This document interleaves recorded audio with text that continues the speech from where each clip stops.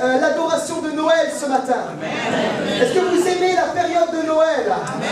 Est-ce que vous savez que la période de Noël, les statistiques montrent que les gens, c'est le temps où ils sont le plus souvent dans la dépression, avec des désirs de suicide, parce que souvent il n'y a pas de famille, il n'y a pas d'amour, il n'y a pas d'amis. Mais pour le peuple de Dieu, Noël, c'est une bonne nouvelle.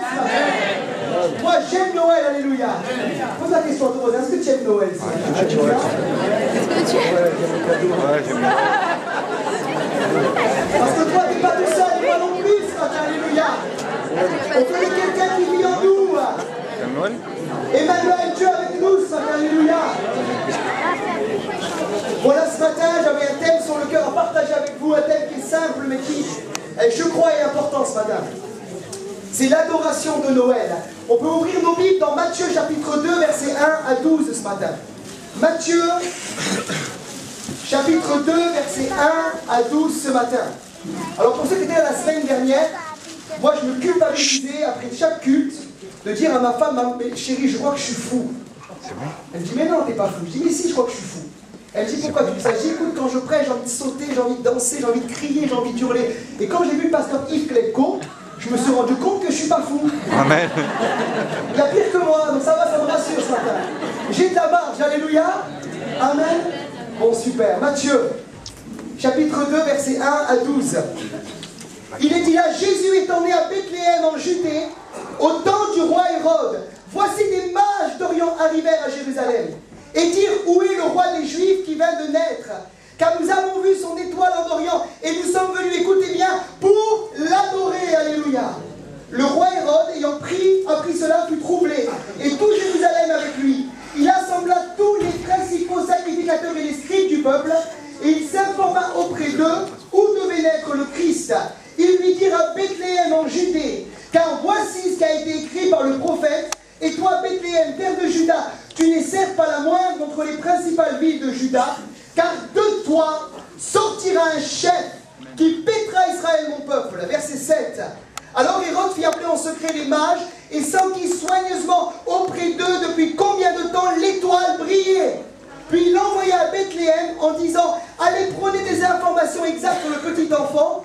Quand vous l'aurez trouvé, faites-le moi savoir afin que j'aille aussi moi-même l'adorer. Verset 9. Après avoir entendu le roi, ils partirent et voici l'étoile qu'ils avaient vue en Orient marcher devant eux, jusqu'à ce qu'étant arrivés au-dessus du lieu où était le petit enfant, elle s'arrêta. Quand ils aperçurent l'étoile, ils furent saisis d'une très grande joie. J'imagine que le chemin a dû être long pour y arriver. Ils entrèrent dans la maison, virent le petit enfant avec Marie, sa mère, se prosternèrent et l'adorèrent. Ils lui offrirent en présent de l'or, de l'encens et de la myrrhe. Puis, divinement avertis en songe de ne pas retourner vers Hérode, ils regagnèrent leur pays par un autre chemin, et tout le peuple dit Amen ce matin. Voilà un texte magnifique ce matin, qui me parle justement des mages qui sont venus pour une seule raison, et c'est mon thème ce matin. Ils sont venus non pas par curiosité, ils ne sont pas venus pour voir la nouvelle, mais ils sont venus pour adorer Jésus. Est-ce que tu es venu par curiosité ce matin? Est-ce que tu es venu pour voir ce qui se passe dans ce lieu? Ce matin, le Seigneur cherche des hommes et des femmes qui viennent dans un seul but, c'est l'adorer et le rencontrer ce matin. Amen. Alors je sais que Noël, ça pose problème chez certains chrétiens. Je me souviens une année, il y a une sœur qui m'a dit, faut pas fêter Noël parce que je crois que Jésus, il n'est pas né le 25 décembre. Mais on sait qu'il n'est pas né le 25 décembre, le Seigneur. C'est impossible que les bergers se retrouvent à Bethléem, dans les champs, un 25 décembre en Israël. Il fait trop froid. Certains m'ont dit à la base, c'est une fête païenne, le solstice d'hiver. Alors c'est impossible de fêter une fête qui à la base est une fête païenne. Et puis moi j'ai réfléchi, je vous ai dit, Seigneur, moi je crois que si les chrétiens ce matin font de Noël une fête chrétienne, ça devient une fête chrétienne. Mais si tu en fais une fête païenne, ça va être une fête païenne. Moi j'aimerais te dire que Noël pour moi, c'est l'occasion extraordinaire d'annoncer au monde qu'un sauveur est venu. Amen. C'est une occasion qui est saisie pour le corps de Christ, pour l'Église, d'annoncer la bonne nouvelle de l'Évangile. Et si pour toi c'est une fête chrétienne, alors vis-le comme une fête chrétienne ce matin. Amen. Alors Noël, qu'est-ce que c'est? Alors j'ai fait une petite liste pour certains. On a entendu la semaine dernière, Noël c'est l'occasion pour certains de se faire un grand pas? Il y a souvent les gens, tu les vois avant Noël, après Noël, il y a quelques kilos qu'ils ont pris entre temps. Pour certains, c'est quoi Noël? Il y a une belle liste que le frère Clem coiffé, il avait d'aliminable à côté. Hein. C'est de la dinde, c'est de l'escargot, c'est du foie gras, c'est du champagne, c'est de la bûche. Il a sorti des noms beaucoup plus gastronomiques il y a une semaine. Hein. Mais pour certains, c'est ça Noël. C'est prendre du temps en famille et manger. Et c'est bien. Pour d'autres, c'est quoi Noël? C'est une nostalgie. C'est se rappeler une ambiance. Il y a les guirlandes, la décoration. Ça leur rappelle leur enfance. Ils sont bordés dans l'ambiance de Noël. Pour d'autres encore, Noël, qu'est-ce que c'est? C'est une histoire d'argent. C'est une histoire de chiffre d'affaires. D'ailleurs, souvent, je suis étonné de voir que les soldes viennent après Noël. Ils devraient les faire avant. Et bien souvent, les commerçants, ils gonflent bien les prix à Noël. Comme ça, ils ont l'avant solde et ils ont les soldes après. Et pour certains, Noël, c'est ça. Un magasin disait qu'à Noël, il fait son meilleur chiffre d'affaires. Mais pour nous, ce matin, les croyants, pour nous, les chrétiens nés de nouveau, pour nous qui avons reçu Emmanuel, Dieu avec nous, qu'est-ce que c'est Noël? Premièrement, c'est le moyen de se rappeler que Jésus un jour est venu sur la terre. Peu importe le 25, peu importe le 25 avril, le 25 mai, le 25 décembre, solstice d'hiver, solstice d'été, on s'en fout. Le plus important, c'est qu'on sait qu'il soit venu. Amen. Et on sait qu'il n'est pas venu pour rien, mais il est venu pour mourir à la croix, et il est venu pour ressusciter le 3e jour. Amen. Et ça, Noël, c'est l'occasion de s'en rappeler. Amen. Mais Noël, c'est plus que ça encore.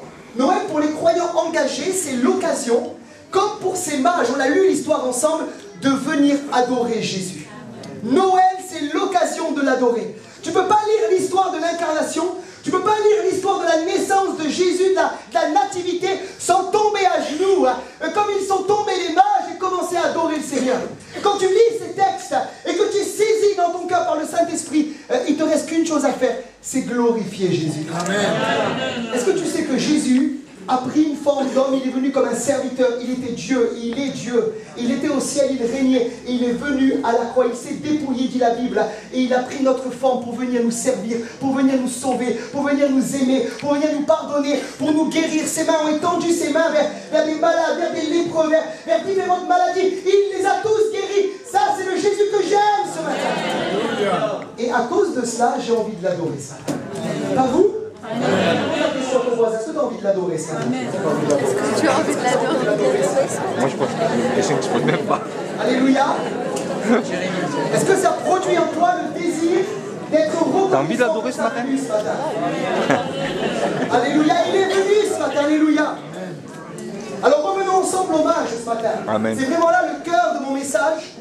Ces mages, je trouve que, je ne sais pas vous, mais quand je lis cette histoire, je la connais depuis que je suis petit, j'ai même joué le mage à l'école du dimanche.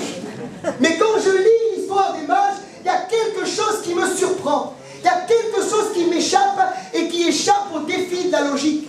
La Bible dit que ces mages, ils venaient de où? Ils venaient d'Orient. Ils venaient d'Arabie, des pays loin. Et la Bible dit qu'ils sont venus, ils sont arrivés à Jérusalem, ils ont vu Hérode, et ils ont annoncé à Hérode et à Jérusalem que le roi des Juifs venait de naître.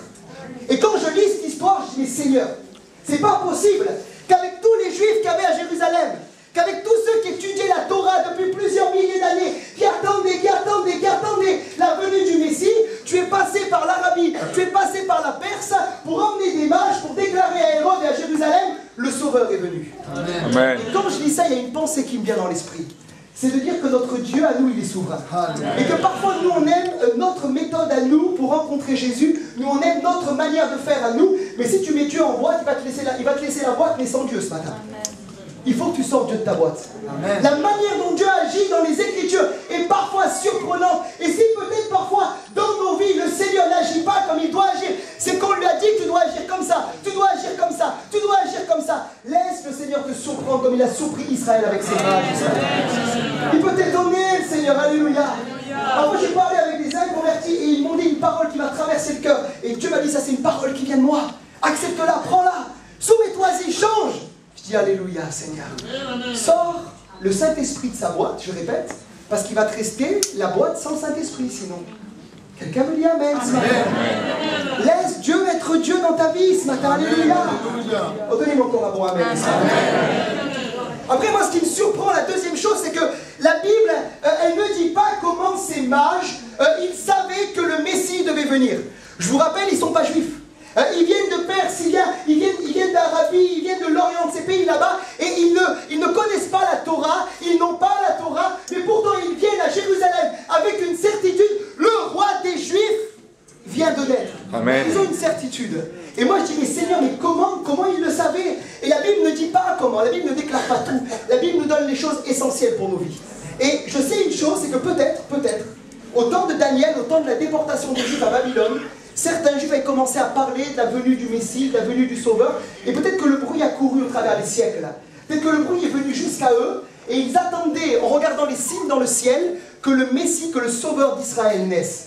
Souvenez-vous ce passage dans Genèse 1, verset 14. Il est dit là que Dieu a mis des luminaires dans l'étendue du ciel pour que ce soit des signes pour marquer les époques. Dieu a mis des étoiles dans le ciel comme des signes pour marquer les époques. Et ils ont reconnu ces mages. Bien qu'ils n'étaient pas juifs, ils ont reconnu le signe d'une nouvelle époque qui allait être marquée par la naissance de Jésus. Ils ont reconnu qu'à partir de maintenant, à partir du moment où l'étoile montrait dans le ciel, une nouvelle page s'ouvrirait pour l'humanité. L'histoire de la grâce, l'histoire de la paix. Amen. Ça faisait 400 ans qu'Israël n'ait pas reçu de parole de Dieu. Ils attendaient, mais tout d'un coup, eux, ils reconnaissent à travers les signes que Dieu donne à travers l'étoile. Ça y est, c'est le temps, une nouvelle époque va démarrer. Amen. Une question ce matin, chrétien des nouveaux, t'es là. Est-ce que tu es une étoile ce matin? Amen. Est-ce que tu es une étoile qui brille ce matin? Amen.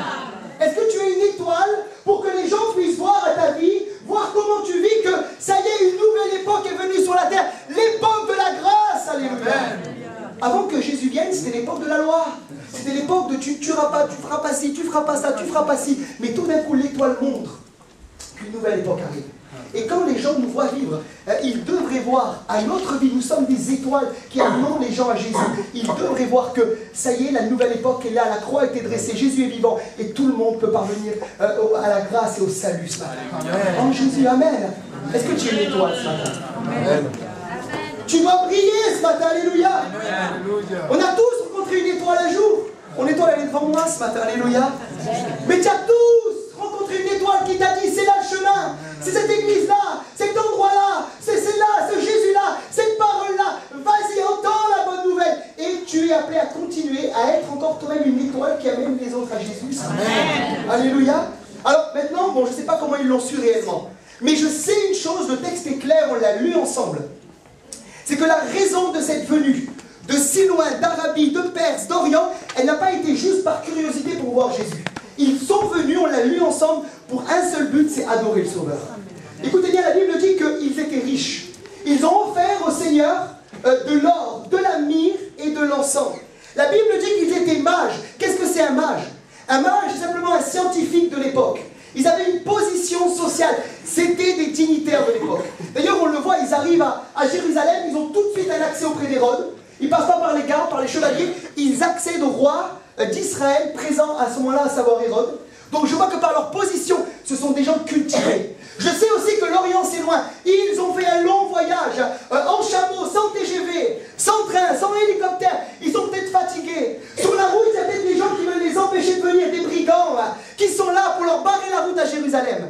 Mais je sais une chose, c'est que malgré tout cela, malgré leur position, malgré leur richesse, malgré le long voyage, malgré la fatigue, malgré les efforts, à d'autres chameaux, on a fait du chameau en Israël, pour ceux qui s'en souviennent. Au bout d'un quart d'heure, j'avais mal partout, je ne précise pas où exactement, mais j'avais mal. Plusieurs semaines de chameau, plusieurs mois de chameau peut-être, plusieurs années de chameau. Mais ils avaient un seul et unique but, un seul. C'était pour venir adorer Jésus. C'était pour venir adorer le Seigneur. Ils ne sont pas venus pour dire, ah ben c'est lui l'enfant, là c'est ça l'enfant, qu'on doit... Non. Dès qu'ils l'ont vu, ils se sont prosternés par terre.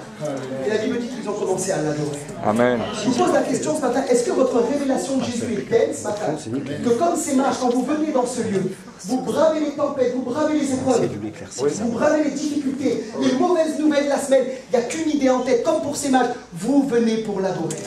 Vous venez pour l'adorer. Vous venez pour l'adorer ce matin.